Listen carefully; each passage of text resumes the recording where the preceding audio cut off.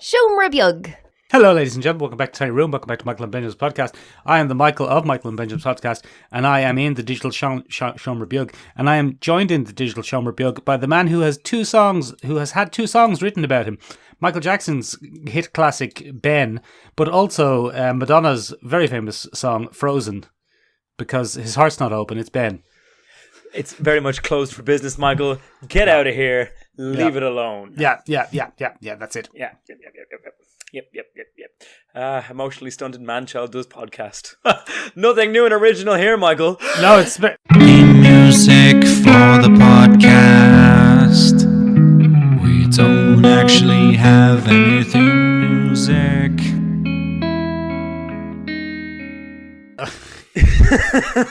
Very good. You see, I thought you'd actually wanted me to make some sort of contribution, but then you just slammed me with the theme music. Benjamin. Yeah. Benjamin, I was on a thing this week. Where are you? And you were like, here's a bit of backstory, Ben. Here's how it goes.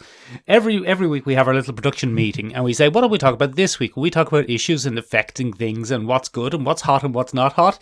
And Ben says, yes, all of those things. And then I said, what about action figures, Ben? Shall we talk about them? And Ben says, oh God, no. We won't have any. I firmly stick the old foot down. Yeah. When it comes to action figures. Yeah, we won't have any action figures on this podcast, Sonny Jim. That's what he says. Yeah, because that's often how I refer to Michael. Old Michael's Sonny Jim. Sonny Jim. So, Benjamin, what I did was, instead, I went on an action figure podcast YouTube channel. So you couldn't stop me. So I got to talk about action figures for 25 whole minutes, and there was nothing you could do to stop me because you weren't even there. I'd say you were delighted. It was great fun, Ben. Delighted to escape the yoke of my oppression. Your tyranny. It was great. Benjamin, I was on Brian's action figures reviews. Brian is a fellow Irishman's boss. Yes, there are many of us, Michael. There are many Irishman's boss, but Brian is one of the ones who are on YouTube, and he does action figures and toys and all that sort of stuff that you're not really caring about. But I do deeply, Benjamin. So I shook free from your tyranny, and I went and I talked to Brian. And anyone who wants to hear me talking about toys for some reason should probably go and give it a listen. One of the funniest things Michael pointed out by good friend of the podcast, Shane, yes, is that you're actually very nice and affable on the other Benjamin, show. I don't know Brian quite as well as I know either you or Shane, so I have to reel in the sarcasm and the biting meanness. Yeah, you were almost sound. It was disturbing to watch. That was my public face, Ben. This is my real face.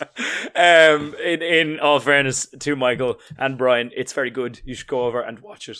Look, Benjamin, pop the link up somewhere. We'll pop the link. It's already on SiomraBeag.com, so you can go on SiomraBeag.com and get the link straight to it there. Or we'll probably put the link in this description if I don't forget.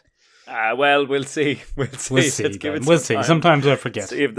Sometimes Michael forgets. It's a forgetful old time. Michael! Yes? What's been going on this week?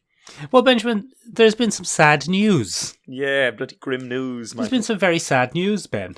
A legend of the comic books industry and a person who has very heavily influenced a lot of the pop culture landscape over the last, let's say, 30 years has died, Benjamin. How very sad. Yeah, it's very sad, Michael.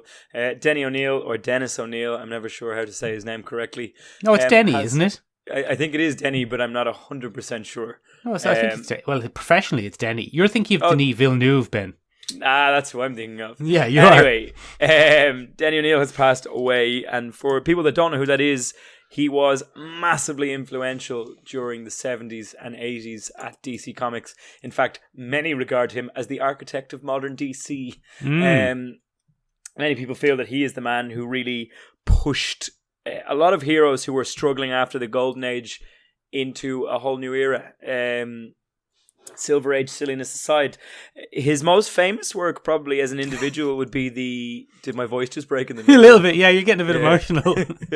Anyway, he was really influential and a very special man, and not to actually make light of it, but Hal Jordan, his Hal Jordan, Oliver Queen, Green Arrow, Green Lantern miniseries in the 80s is seen as something of a formative work for realistic issues in comics. He is the man who introduces the concept of kind of drug abuse in the hero circle and things like that, and a hero's failures becoming their next challenge and things like that. So there was a lot of depth added to characters under his penmanship. He also very famously, Ben, penned one of the most famous comic panels of the last couple of decades, where an older gentleman says to the Green Lantern, "I see you done a lot for the Blueskins, and you were off on some other planet helping out the Purpleskins. But there's only one skins you ain't done nothing to help, and that's the Blackskins. And I want to ask, what's that about?" Well, it's obviously a racially motivated thing, whereupon many of the key DC superheroes didn't really do a lot for people of colour in the old comic books. I suppose no one did really, Ben. No one did really, but you can somewhat excuse it, I feel, on the basis that when comics were invented, they were written largely by young white men and aimed largely at young white men. Yes, with zero knowledge and wherewithal to actually be inclusive in their work. However, Michael, it should be pointed out that ignorance is no excuse. Well, I mean, but that's the good thing, isn't it? That things change and things progress. Yes, things have changed. I mean, to look back on comics that white guys in the 40s wrote for white 10-year-old boys and hold them by today's standards would be a little bit strange, wouldn't it, Ben? Oh, Michael, look at you dropping breadcrumbs for later in this episode. Just crumbling up biscuits and spreading them around. Num num num num num. Crows Num num come num on num down. num. Ben, it's not my first podcast, Benjamin. For example, I was on Brian's action figures reviews last week. Check it out in the description. So, anyway, what were we saying? He has also been massively influential on one of my favourite characters, if not my favourite character, Michael, Batman. Yes, saved Batman. Go on. Him and Neil Adams. Neil Adams being the artist at the time. I would strongly recommend that anybody who enjoys Batman never read a solely penned and drawn issue of Batman by Neil Adams, because it's like an acid trip gone horribly, horribly wrong. But if you do want to read some classic Batman shenanigans and kind of get to the root of where his darker persona kind of came from, then check out Denny O'Neil and Neil Adams' run on Batman. Anything that you like about Batman in a modern sense was written by Denny O'Neil. Yeah, he also basically reinvented the Joker away from a kind of troublesome trickster into a murderous lunatic. Bloody Fruit Loop. Yeah, and Ra's al Ghul, Ben. Yes, he gave him an old boosty woosty. And he bloody made him up. As one of the big titans of... he didn't reinvent him at all, yeah. Michael. You're absolutely right. Just invented. Just plain old invented him. Plain old invented. No reinvention here. And I think it'd be fair to say that the modern iteration of Batman would be nothing without that character. What with his grandson being his bloody... Batman's illegitimate son. It's mental. It's mad. It's had a massive effect on comics. And as you said, he was the one who kind of brought the idea of dealing with real world issues into comics.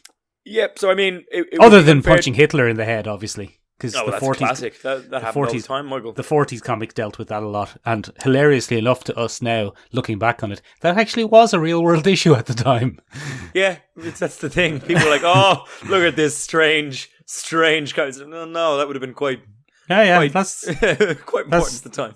The equivalent of going to punch Trump in the head now. I'm not saying Trump is Hitler, that's not what I'm implying. I'm saying it's a real world parallel. Divided as it is across time. Ladies and gentlemen, we have made it through about 150 odd episodes without political leanings, and on this episode, we're going to undo it all. No, I haven't said that. That's not what I've said. Or unsubscribe. I'm just saying it's a prominent public figure getting punched in the head. That's all I've said. Yeah, you wouldn't. It'd be very prescient at the moment, Michael. Yeah. If it were then and now. It would be unfair to say that he came up with that concept, as in real world problems for superheroes, because that always goes to Stan Lee. But he certainly didn't gloss over the much darker sides of American society. People doing the drugs. People doing the drugs, racial tension. Yeah. Things like that. He was not completely responsible for John Stewart becoming the first Black Green Lantern, but he did greenlight a lot of that at DC. Very good, Ben. Green light. I see what you've done there. That's very clever. Yeah. Very anaclichte lads. So yeah, I mean, it's a fairly big passing. I don't know how much of an influence he had in the industry in his last years. No, I don't know if he's been terribly active. Yeah, I mean, I think he was still active though up until the very end as an editor, anyway. Well, there you go. But yeah, sad times, Ben. Yeah, sad times. So 81 years of age, and that was the end of Denny O'Neil.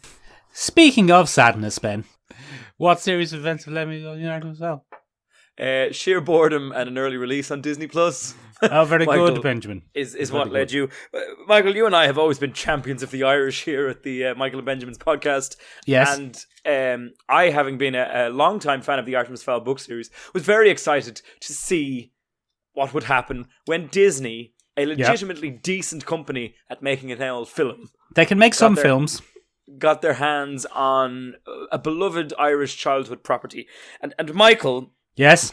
there are two things that probably should have been a big old red flag for me. Go on. Number one was that it's been stuck in development hell for 20 odd years. Yes. And number two is that we let Americans touch an Irish property. And Michael, I should have bloody known. Now, Michael, I sat down to this and I was so very, very hopeful. Yes. You had a cup of Bovril. And Yes. you put on your popcorn. Yes, I wore my popcorn. You reminisced about your childhood. Yes, I lost myself in a haze of childhood. And I sat down with my parents who used to listen to they were kind of forced to listen to the audiobooks constantly when I was younger. Very good, yeah. So they were quite intrigued to see what Disney had done with an old Irish property. And Michael... Yes. We sat down and within 5 minutes we realised that the young man cast to star in this little shindig couldn't change his facial expressions. I don't know whether it was a medical condition or perhaps he was astounded by something the whole time and trying to play it cool. He may have had a large monster in the corner of the screen that we couldn't see. Look, Benjamin, I don't know if it's fair to lay the blame of this on a 13-year-old. Oh, no, it's not. But because he's terrible. God bless him. God bless the young Ferdia Shaw. He is absolutely terrible. And he's terrible to the point of, I think the film knows that he's terrible. So he's barely fucking in it. He really is. He's so sidelined by this movie. And it's awful for him. It's really bad for him. It's kind of shocking because on the surface, it had the bones of decency. Kenneth Branagh was in to direct the whole thing. They had a fairly legitimate cast of decent enough actors. They had Josh Gad. They had Dame Judi Dench. Dame Judi Dench was playing Marion Finucane. Yeah, it was really strange. Get on that fucking train now and I'll send you up to the human world, but don't be messing or I'll come and I'll puck you up the hole. Yeah, one of my favourite kind of things, Michael, I read this The Guardian. This is Dame Judi Dench now, I'm in this film. I'm Irish, I think, in this film. I'm going to give you an interesting... Go, where's Colin Farrell? Go and get him and bring him back from the land of the feckin' fairies. Top of the morning. Jesus. So anyway, I know I'm underplaying that slightly, Ben. You are. You don't actually do it justice. But I don't think if I exaggerate too much, I think it'll lose a lot of its effect. So, one of the things that I found most interesting here, Michael, get up to that human world, is it has clearly suffered from 1,000 reshoots. Yeah, and there's a lot of ADR. Ferdia Shaw is sidelined by having to come in and record a lot of lines over panning footage and montage footage. And the back of his head. The back of his head. Because I think they just realised this kid he isn't acting. He's... I don't know what he's doing, but it's not... And it's, again, I don't know how he got the job. Well, you know, he's the grandson of famed actor Robert Shaw. Yeah, but... You know, the apple fell quite far from the tree on this particular occasion, Michael. Yes, into the sea and was eaten by sharks. You're quite right, though, Ben. There is a lot, and I think you've undersold it there a little bit. There's a lot of evidence that this film is not the film that Kenneth Branagh, noted decent filmmaker Kenneth Branagh, it's not the film that Kenneth Branagh made, I don't think. Because there are lots of things in it that seem to imply it's not the film that was filmed. For one, almost all of Artemis Fowl's dialogue is ADR. Yeah. Almost all of it. Very little is him visibly speaking on camera. Almost ever. Yeah. Then there's the wholly and deeply unnecessary framing device of Hagrid in the prison. That makes no sense and has clearly been added to add some kind of structure to a very choppily recut film. Yes, exactly. And even bizarrely about that, he's doing a different voice in the voiceover than his character has in the film. Yeah, he in puts the film, on this bizarre gruff. Yeah, back in Ireland, where Ferdia's swimming on the surfboard that never gets mentioned again for some reason. Artemis Fowl Jr. loved his country. Did he? Did he? He never even mentions it. Never mentioned it once, no. Never mentioned it. No, and I mean, the Farreller is... What's the Farreller doing? He's phoned in completely. What's he doing in it? There's one scene, Michael, and I don't know if you recall this. It's very early in the film. He's having an interaction with his son, and I put that in quotation marks. Yeah. Because they're acting. And he looks off screen, and you could just see him being like, it's not an acting choice. It's more of a, am I really going to say this? Is this what I'm working with? Is this what you want me to say? This is the line. This is stone. I'm acting with a stone. And he kind of has that moment. And I think it would be unfair to place all the blame, as you said, at Ferdia Shaw's feet, because his kind of counterpart, his famous antagonistic banter relationship from the comics, Captain Holly Short, is played by an equally dry and empty character. I actually thought she was a lot better. By comparison. The actress was fine. The issue with her was the character and its complete lack of motivation. And I mean, I watched this film, Ben, and I still don't know why her father, who we never saw or heard anything really about, took the thing and gave it to Colin Farreller, I think. But Colin Farreller was a criminal. And are they criminals or not, Ben? That's the thing. Apparently, in this iteration, Colin Farrell is some kind of great protector of Irish culture. Yeah, he stole the Book of Kells, Ben. I honestly believe, Michael, that the whole... Okay, so can we do mild spoilers? Oh, we can do full spoilers because, to be honest, Ben, as the great Jane Doogie Gent herself would say, fuck off away from me with this film. I think you'll find that's pronounced, get the 4-leaf clover away from me with that film. It's one of the worst things I've ever seen. Ben, through a series of events, I had to watch the 2006 telly movie, The Ron Clark Story, starring Matthew Perry from Out of Friends, about a teacher who teaches in an inner city school. And look, I won't get into why I had to watch it, but it was so much better than this multi-million-dollar Disney fucking movie. It's so bad. It's awful. It's so bad. Do you know how bad it is? My mother, who never has a bad word to say about anything, just went, can we stop watching this, please? I know, that's the thing. It's just... It's so dull. It's borderline unwatchable. Sorry, you were saying there. Mild spoilers. The mild spoilers on this. Although, Ben, I don't feel you can spoil a thing when things happen that make no sense or have no reason. Yeah, so there's not necessarily a plot in this film. Per se. I think Kenneth Branagh's vision for it might have been... Kenneth Branagh, sorry. Yeah. His vision, director Branagh, might have had a very different vision for this film. I think it would have been much more closely based on the original events of the book. Yes. I think within those reshoots, a lot of that opal mystery villain deception was added to give it a more overarching villain. Yeah.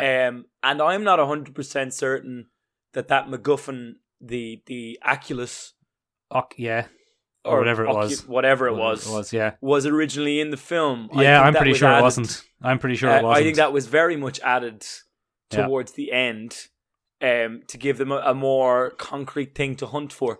To make him a good guy. We can't get too much in the book because we're going to do that next week, ladies and gentlemen. Yeah, we'll do that next week. We can hear all about the thing. But one of the key things about the original book is Artemis Fowl Jr. is not a good guy. No, he's a baddie, Ben. He's quite an evil, not evil, But he's very duplicitous, very manipulative, and he's hyper intelligent. In this, he reads his dad's diary and clips some things together. And he's slightly mean to a pushy psychologist at a certain point. Benjamin, he claims that Albert Einstein is the only person he would be willing to consider an equal. What a prick. What a tosser. What an absolute prick. Ben, I mean, everyone knows that I'm easily more intelligent than you, but I'll still enjoy a conversation with you without being a prick about it. Well, except for the times that you remind me that you're easily more intelligent than like me. just now on the podcast. Like just now. Oh yeah. No, I've not proved my own point there. Sorry, Benjamin. But what? But there are other things as well. Like at the end, Judi Dench says to him on the phone, "Who the fuck are you, you little prick?" And he says, "I'm Artemis Fowl. I'm a master criminal," and puts the glasses on. He hasn't been a master criminal the whole time. He found out his dad was he hasn't done any criminal. Hasn't done it once. And he found out his dad was a criminal literally 15 minutes ago and dropped his milk. He was so shocked. He was, my dad. And he drops the milk. Get out of here. Make up your mind, film. What is going on? And he starts screaming, he's not a criminal, he's not a criminal. And then 20 minutes later, he's calling himself a master criminal and putting on glasses like he's in an opening scene from 1990's CSI Miami. Michael. The dumbassery, Ben. And then his butler. His butler has a lot of explaining to do. There's some potential there as an interesting character for like a big, strong murder man. This is why the heck? Well, hold on. Let me finish my point for a second. Because I actually finish. As I say, Ben, I haven't read the books, so I don't really care if that butler is reminiscent of the character in the books or not. That means nothing to me. But why the heck was his daughter in it? She did nothing. Nothing. Literally nothing. She just flits in and out of the film. Every now and then they go, "Oh yeah, she's also here, isn't she?" Again, Michael, I think she probably had a much bigger part in the original cut. Oh, I reckon she was entirely added in post. Was my thought. Okay, just to kind of flesh it out. It's look, there are many complications with that. One of the greatest crimes of this, Michael, is the cuts. The edit is insane. It doesn't linger on any one shot for longer than 45 seconds to a minute. No, look. In a few years, Ben, we're going to be scrambling to release the Branagh cut, I'd say. But I think one of the more interesting things is, Michael, there's no character development from any of those characters. None whatsoever. There are no characters in this. And there are two key moments when we're supposed to take a plot progression based on a character growth moment. One of those is Butler standing by Artemis's side. Yeah. There's the scene where they take out all the fairies without breaking a sweat. Yeah. And we are never given any hint that either of those people has any capability of doing that before the scene. Well, with Butler, we're told he does. We're told, but we're never actually shown. Yeah. That he could take out an entire elite force of things. Not to mention the fact that he has a magic bow and arrow. Yeah, where'd he get that? That is never explained. All of a sudden, he knows how to use Holly Short's weapon without blinking. Yeah. Just like, oh yeah, cool, fairy weapon. Yeah. Bonkers. And the second time... One of the maddest, stupidest films I've ever seen in my life. Sorry, go on. Yeah, the other thing where the real sin is there's a serious moment between Holly Short and Artemis Fowl where they decide to trust each other. Yeah. Because they bond over their missing daddies. Nothing would indicate that she would ever trust the person who tranquilized her and put her in a cage. It's like their second conversation ever. And he just says, "You're going to have to trust me." And Holly Short says, "Yeah, grand." Okay, that's grand then. I have Copenhagen syndrome. Michael, it was so bad. It's terrible. The best scene in it was the Italian troll scene. That was fine. Yeah, that was fine. That was fine. It was the first time I watched it and went, yeah. That was fine, yeah, that was fine. But also, I was watching that going, why is any of this happening? What has this got to do with Artemis Fowl? Well, I thought this was an Artemis Fowl film. They've realised that the Holly Short character is both more interesting and a better actress. So they've made it her film instead. Yes. But I don't care about either of them. Also, Ben, why does the time-stopping thing work entirely differently the 2 times they use it? Because this is you mean in the sense of Italy having everybody freeze except for the fairies. And then when they go to Ireland, we can get into that into the book. One of the things that marks Artemis Fowl out as a genius in the books is that he figures out a way to beat the time stop system. Yes, I've heard of it. I've read about it where he's asleep. Yeah, yeah, pretty much. He goes to bed. Not in this, though. They just stumble through it. They just stumble through it and win through pure chance. He's pure grand. It's one of the worst films I've ever seen. It was so upsetting. I would have to agree with you, Michael. As I told you by text, it threw tears that you couldn't see. My childhood was gutted. Benjamin, and I often hassle you when we're making this podcast and say, Ben, keep your negative opinions to yourself, you Big Debbie Downer. But I can't get... I was even nice about Bright, Ben. I was nice about Bright. You were nice Remember about Bright? I was nice about Bright. Bright is better than Artemis Fowl. This is my limit. And then the constant Irish music playing. Paddy whackery. And like the having an American top and tail it by going, the land of Ireland where there's mysteries and everything's magic. Here's a little prick. He's as wooden as a plank, and is he a baddie or the good? He doesn't know what he is. Oh, get out of here! Get out of my face! The fucking centaur guy. Oh, what was that about? And he's walking around, and he's a man. He has a man's body with a man's vocal cord and a man's head, and he keeps going. Stop it, you big dumbass! That's a noise the horses make. You're not a horse, you're a centaur. You're a centaur, you bloody 4-legged prick. That makes as much sense as me doing it. Yeah, I'm going to have to do a lot of sound limiting on this episode. I've been once it starts spilling out, it's pretty tough. Oh, God. I do think one of the key things to point out, Michael, is people are going to blame your man Ferdy Shaw for this. I don't blame him. I blame the casting, the directing, the writing, the editing. Exactly. Whoever let that young man star in a film or attempt to lead a scene, I don't care whose grandson he is, he should not have been put in that role. Look, Ben, the problem is it's not a role. It's not a role. It's not a character. It's just a smug prick who's almost entirely redubbed in ADR. Yeah. Facing away. The amount of time we look at the back of his head and he's speaking. Shocking. Because that's the only shot they could get to squeeze in some exposition. It's awful. Look back, Ben, to Harry Potter. Daniel Radcliffe was no great actor in the first Harry Potter. No. And, I mean, Hermione is obnoxious in the first Harry Potter. Yeah, she's terrible. It's Wingardium Leviosa. Like, shut up. Oh. You're lucky Jens didn't come up and go, shut the fuck up now, I'll fucking kick you in the head. I'll have your badge for this. I'll have your badge.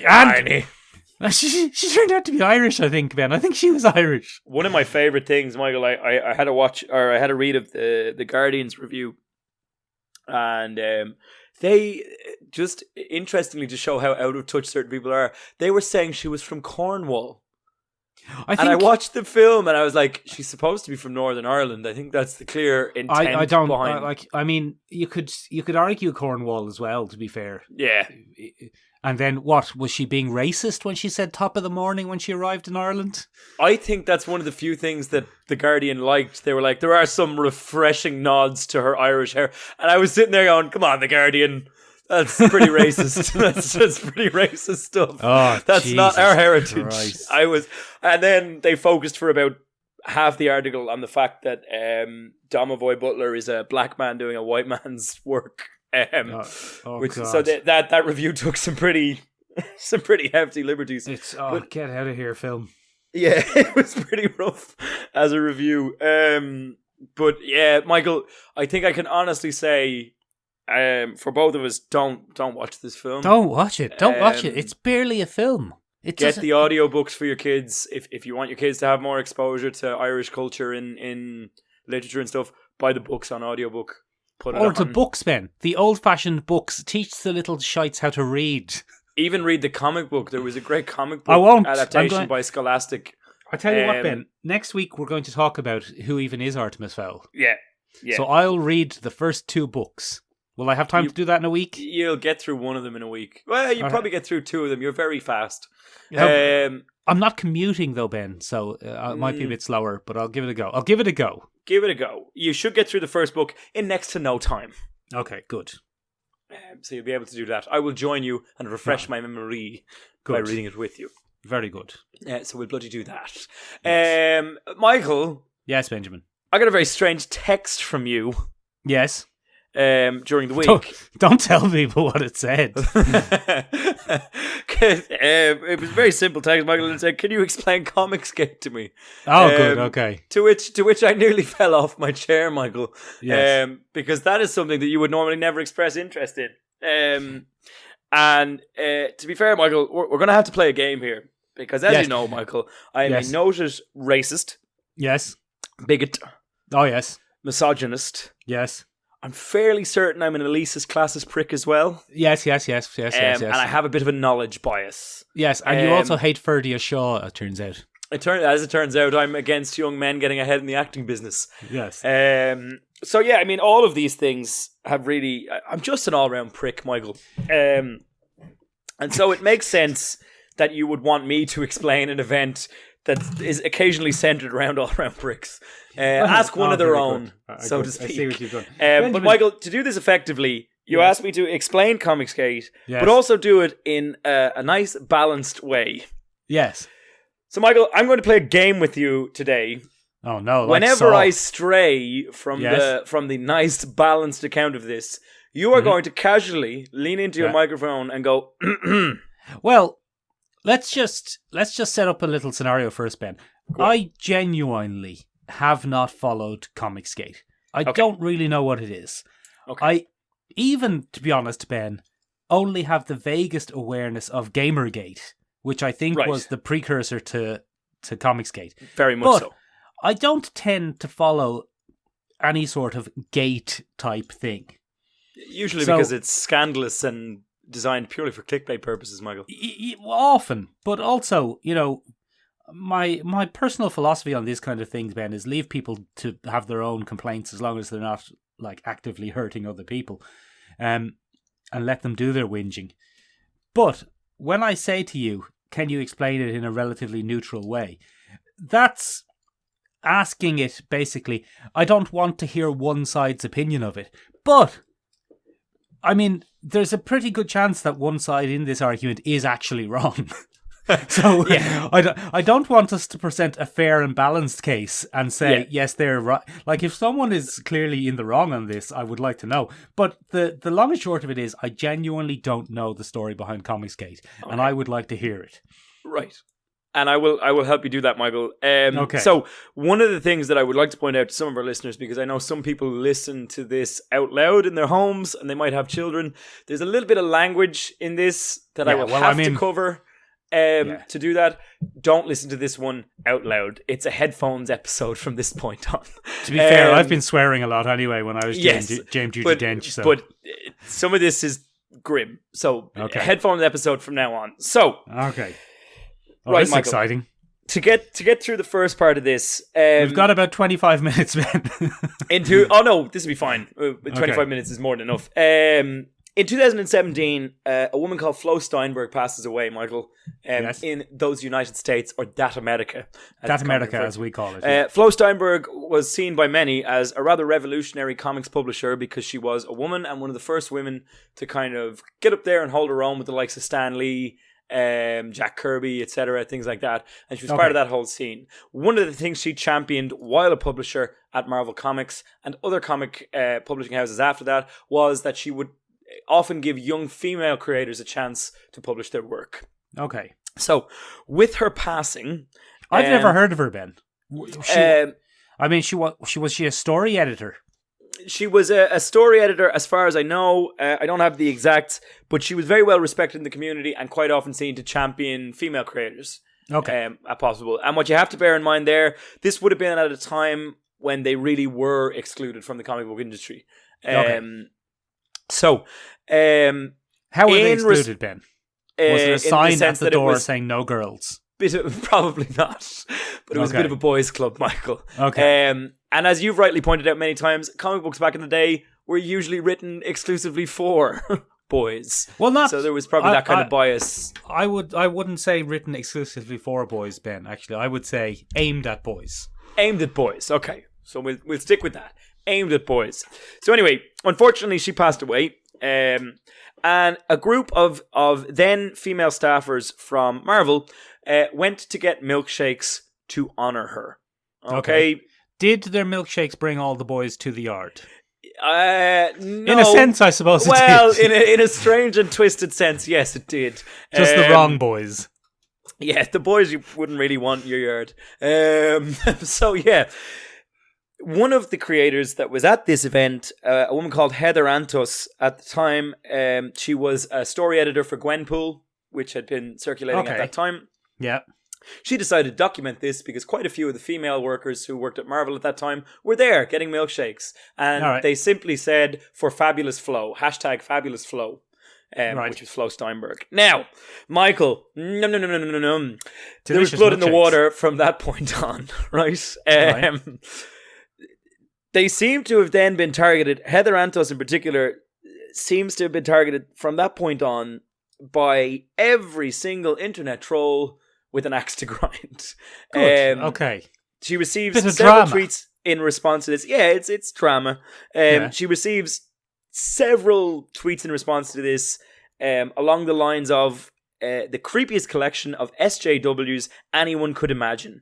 This is what's wrong with the comic industry today. Women having a milkshake. Yeah, so there were a couple of accusations that this was a Marvel push. Okay. This was a Marvel kind of agenda. And it later transpired that it wasn't at all. This was a group of women out for milkshakes, documenting things like thousands of people who quite often document their daily lives on the social medias. Sometimes we do it. That's what it's there for. So, what happens next is a bit of a schism, I suppose. Most of the comics industry jump to defend Heather Antos, who becomes, I suppose, the focal point for all this anger and vitriol and very negative speech, Michael. Right. Just now, let me cut you across you for a second, Ben. You might be going to get to this, but was there already backlash against this group of creators before this?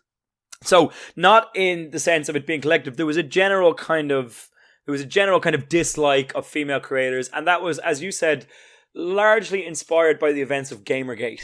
That had kind of stirred the pot here, Michael. Female creators, Ben, but also what I suppose the people on the other side would call SJW creators. Yeah, so social justice warrior creators. Yeah. That label, SJW, carries all kinds of connotations with it. There's a lot of terms that get thrown around when we deal with that topic. For example, virtue signaling, white knighting, things like this, they get thrown around. Virtue signaling is the concept of showing support when it isn't called for, or pushing an agenda, usually a liberal leftist agenda in some form, when it isn't called for in a certain situation. So there's all kinds of things that go with that. And as it turns out, quite a few comic book fans had a bit of an axe to grind. So what comes out of that is one person seems to take this to another level. He really starts to push and pull at Heather Antos as a creator and try to goad her into responses and things like that. And his name is Richard Meier. Now, at the time, Richard Meier had a relatively successful YouTube channel, around 50,000 followers in the beginning. And his That's YouTube more channel, successful than us. much more successful than us. Yeah. His channel was ironically called Diversity in Comics. Oh.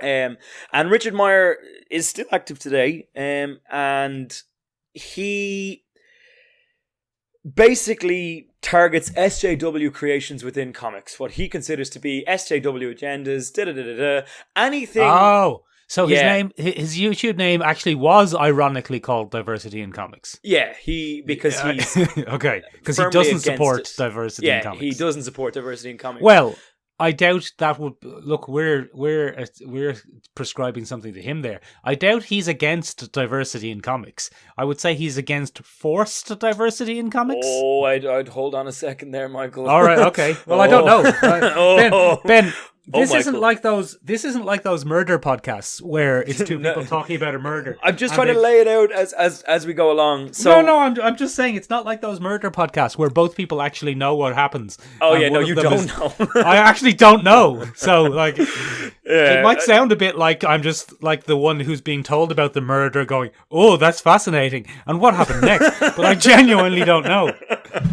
So anyway, So please take my questions, Ben, as genuine inquiry, not attempting to stir something. he takes advantage of this. Okay, that's very loaded language, but all right. No, because I think he kind of recognizes that there is a genuine dislike of diversity in comics. And his YouTube channel begins to Forced grow diversity in exponentially. comics, Ben. Forced diversity. Again, just hang on. Where are we going? I'm so excited. I can't wait to see where this goes. So he begins to put out regular videos, and he amasses, I suppose, a little army of people that will Oh, that's some loaded language as well. But kind all of right, go on. do what he wants. All right. With regards to targeted campaigns against certain creators and mobilizing negative kind of actions towards online presences from other people. Okay. So during this So, time, I mean, trolls is what you're saying. yeah, He mobilized an army of trolls. kind of, yeah, Like in the Um, film Artemis Fowl. like in the film Artemis Fowl. He, in fairness, probably did it better than Artemis Fowl. That's more of a More entertaining, more of anyway. more of a shine on that. So, to understand a little bit more about Richard Meier, he is former American military, former United States Okay. military, Yeah. and he is a comic creator in his own right. He writes comics that are not published by any of the big companies, but he often goes through independent publishers, and he has now started Kickstarters. All of his comics kind of center around the military in Yeah. some form. Yeah. And he'll very often he'll particularly target comics that he feels portrays the military in a negative light. He's Okay. not a huge fan. How long was he in the military for? 2 years, Michael. So Okay, he's one of those guys. he's one of those guys. I'm a veteran from 2010 to 2012. Okay. So he's one of those guys.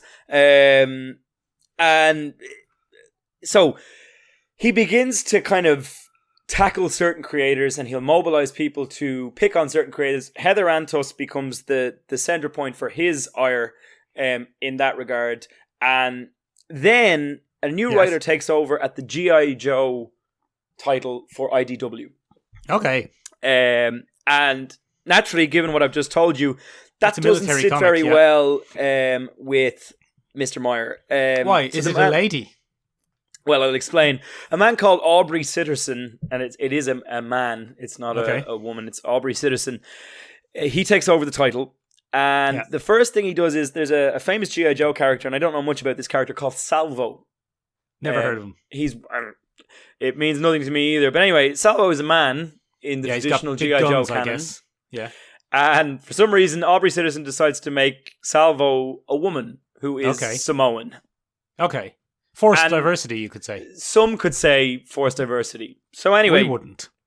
we wouldn't, but he does. So this is kind of the first flex, I suppose, of Richard Meier's influence in the comic book community. Right. And he rants against this. He Rants kind again, of very stirs the loaded pot language, big but time. all right. No, he rants against this. He fully says Okay. in an interview later on that he ranted. Okay. And we'll get to that a little bit in a second. He mobilizes people against this comic. He gets them to write directly to IDW, calling for it to be cancelled. Certain right-wing journalists in the United States take his side, saying that it's disrespectful to the military, disrespectful to this, disrespectful to that. Unfortunately, Aubrey Sitterson then makes a comment, and this is a very poorly judged comment. Okay, about but hold on. Before you something say that. akin to false sympathy for the troops from people who want to start trouble.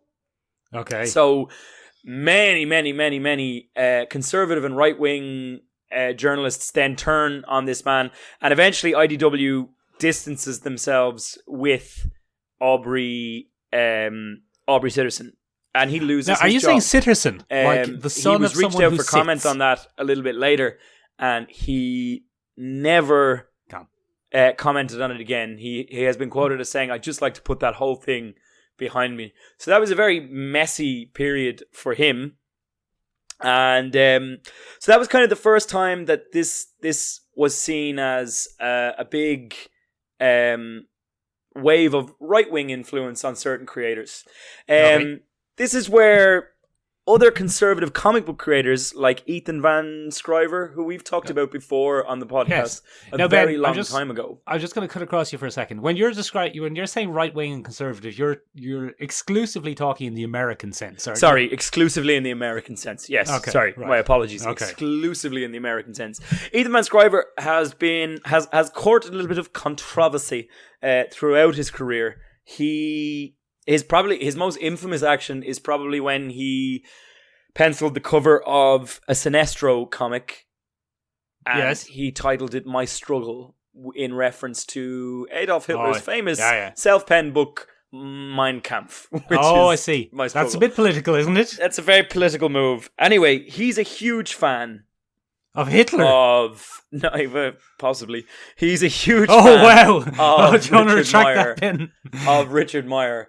And the two of them form an internet friendship where they retweet each other's stuff, back each other up on their individual YouTube channels. They do a podcast together. Richard Meier pushes sales towards anything that Scriver is on. Oh, I see. And things like this. So this becomes a little power couple. Right. In the American right-wing comics sense. Okay. Right, I'm with you so far. Yeah. So anyway, what comes later, and this is now known effectively as the Dark Roast. The more that Mr. Meier's YouTube channel grows, the more people kind of criticize him and things like that. So he starts publishing what he calls private videos on his YouTube channels. Right. And those private videos are meant exclusively for what he calls his close fans. Okay. His acolytes. His acolytes. And as you said, Michael, he's perfectly entitled to his opinion as long as it's not harming anybody else. And it would be hard to argue that he did harm anybody majorly outside of sales for DC and Marvel. Those artists were still paid, and those authors were still paid for their time, and yada yada. But within these videos, he begins to express what can only be described as a far more misogynistic approach to certain creators in the comic book industry. Many writers like Gail Simone, Heather Antos, who we've already talked about, artists like Becky Cloonan, etc. He calls them things like cum dumpsters. Oh no! Put the headphones on. This is not family friendly. I did warn. And then he accuses many of them of sucking their way into the industry. He then turns on any male creators that might defend them and begins to accuse them of paedophilia. Good. So right. Dan Slott, who we've read in Spider-Man comics and the like, was accused of paedophilia by this man. And the initial video was called The Dark Roast, and then he released several more after that. And many people marked that as the transition from dog whistle politics to outright kind of vile politics, I suppose. And this is where Mark Waid gets involved. So Mark Waid, famous bald man Mark Waid. Famous bald man Mark Waid. Mark Waid takes great umbrage to anything that this man says. And in a bizarre kind of tweet that has a very threatening tone to it, Michael. This is brilliant. He kind of calls out Richard Meier. He says to his fans, if anybody sees Richard Meier, please send him to my booth at this event. So there's a Comic-Con of some kind happening. I think it might be New York Comic-Con, but I'm not 100% sure. Right. If Mark Waid threatened to beat me up, I wouldn't be too worried. Neither would I, Michael. But what Wade later said was that he wanted to have a calm discussion with this man and try and find out where he was coming from and why all this vitriol was being spouted from his channel. And they do have a conversation. They do sit down. They do a kind of podcast, to not together all the time, but they're invited onto somebody else's neutral kind of arbiter podcast to duke all this out. But it's never published. But both creators maintain, both Richard Meier and Mark Waid maintain that it was a very civil discourse. Both of them say that they don't know why it was never published, but it wasn't. Okay, we should get them on our podcast. Then Richard Meier, riding the crest of this popularity, secures a contract with a comic book company called Antarctica Comics. Never heard of them. Antarctica Comics is an independent label, and they have published various comics over the years, but the one that gained them the most kind of notoriety was a comic book that praised Donald Trump. Oh, good, okay. They kind of painted him as a hero in an anime-style comic. It was an interesting choice. But anyway, apparently Mark Waid gets in touch with them. Yeah. And we don't know the exact nature of his conversation with them, but it leads to them completely ending their relationship with Richard Meier. Oh. So his comic Jawbreaker, which was about a group of army vets turned vigilantes, kind of a Punisher-style A-team, if you will, is dropped by their label. Richard Meier sees this as direct intervention from Mark Waid. Mark Waid says that there was no such thing. And he's like, yeah, mate, I just told him you were racist. Antarctica Comics says we were in no way influenced by Mark Waid. Okay. And so he launches a huge campaign against any creator he sees as an SJW. And this leads to the summer of 2017 seeing a ton of diverse creators from many walks of life being directly targeted in Twitter campaigns, which are bordering on hate campaigns. All right. There are attempted doxings. Good. And things like that. Doxings are always amusing, aren't they? Yeah, they're great. It's a great way to ruin someone's life for their thoughts and opinions. It's lovely, really. And basically a lot of creators, a lot of independent creators especially, a lot of new creators turn their accounts private and change their last names on social media to avoid being targeted in these kind of schemes. And then what becomes really interesting is, I suppose, and where it becomes really dirty kind of back and forth is, in response to this, Mark Waid and other creators decide to kind of advocate the same from their fans. Oh, no. So it becomes a bit of monkeys flinging feces at one another. And unfortunately for Richard Meier, or not unfortunately, depending on how you feel about him, he loses that battle. Because apparently there are a lot more people interested in diversity in comics than he suspected. He has his Patreon targeted. Okay. In an attempt to have it shut down. Basically, hundreds of people write to Patreon claiming that this man is making money off hate speech. Are you familiar with the comedian, the Australian comedian? His name escapes me. Jeff? No, I'm not going to get it. Yes. I can't remember. Anyway, he has a show. He has a show where he kind of does political takes in comedic fashions. Yeah, and he famously does a thing about gun violence. Yeah, gun violence in America. Jim Jeffries is involved in this? Jim Jeffries gets Richard Meier on his show. Oh. To defend himself. And Richard Meier, he does a whole episode on diversity in comics. And Richard Meier basically shows zero remorse on this show for people having lost their jobs as a direct result of his actions. He will often say, that's exactly what I wanted. I don't believe these people should have a platform, etc., etc. To say that the interview is a bit of a hatchet job on Richard Meier would be fair. I'm no great advocate of him, but you can see that it's a real attempt at gotcha journalism. Okay, yeah. I suppose. Yeah. That tape, the dark roast surfaces within this interview. And because Jim Jeffries has a nationwide audience, effectively every single liberal kind of anyone who would be against that type of conservative politics in America gets on board and has a go at Richard Meier, and it effectively drains his power. He closes his Patreon down.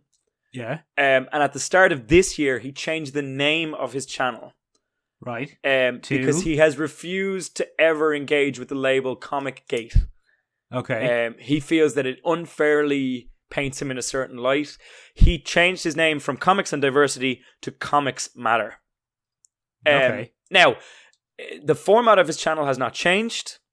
Right. However, his channel has also not grown at all. Okay. He topped out in 2018 at around 104,000 subscribers.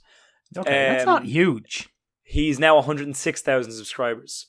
So okay, he's really lost a lot of the... That's a disproportionate amount of influence for a relatively tiny YouTube channel. I think one of the things that probably makes him so prolific in that community is, number one, conservative creators will get on board with him. Right. And back him up. And number two, he releases around 3 to 4 videos a week. Okay. Like and Brian's one of his action figure favorite reviews. one of his favorite things to do is simply take a comic book and tear it apart. Literally. How he ends his segment when he doesn't like a comic is he rips it in half. Okay, very good. Very to let you know that he thinks it's virtue signal SJW garbage. I wish I could have done that with the Artemis Fowl film. Yeah, but it's a digital release, you see, so we don't have a physical copy. I can't rip it apart, yeah. Too. I think it would be unfair to say that it was Richard Meier's movement. I think it would be unfair to say...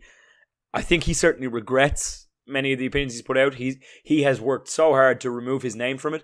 He now calls it Comics Matter with your boy Zach, so he doesn't even use his real name anymore. Oh, really? These reviews. It is his channel, because you can still email him at diversityandcomics@gmail.com. Don't. No, sorry, that was not a call to action. Sorry. I'm just saying he has not effectively distanced himself from his original brand. I don't think we have that kind of clout, Michael. I think we're probably safe. But what Comicsgate did, I suppose, more than anything else, Michael, the main drama of it is that it was established creators versus defending new creators against a conservative wave of American politics. But it really does expose a large schism in the comic book community because many people side with his opinions. And I think something that's probably more indicative, if they don't publicly support him, anything that he launches on Kickstarter or Indiegogo surpasses its target with ease. Okay. And is fully published. One of the more interesting Irish things, Michael, is when his Jawbreaker line was originally announced, many distributors announced that they would not be stocking it. Really? And what he did was, Michael, he mobilized his fan base to harass those distributors. One of those distributors was Big Bang Comics here in Dublin. Oh, really? And they were the target of one of his smear campaigns. Oh, that's interesting. So it hits a little closer to home, Michael, than you might think. So he definitely had international influence at a certain point. I certainly don't think he has it anymore. But his channel is still alive and still going and still leading away. But I would argue that he's a much more bitter man than initially painted. He was certainly very careful in the beginning, but those private videos kind of exposed a more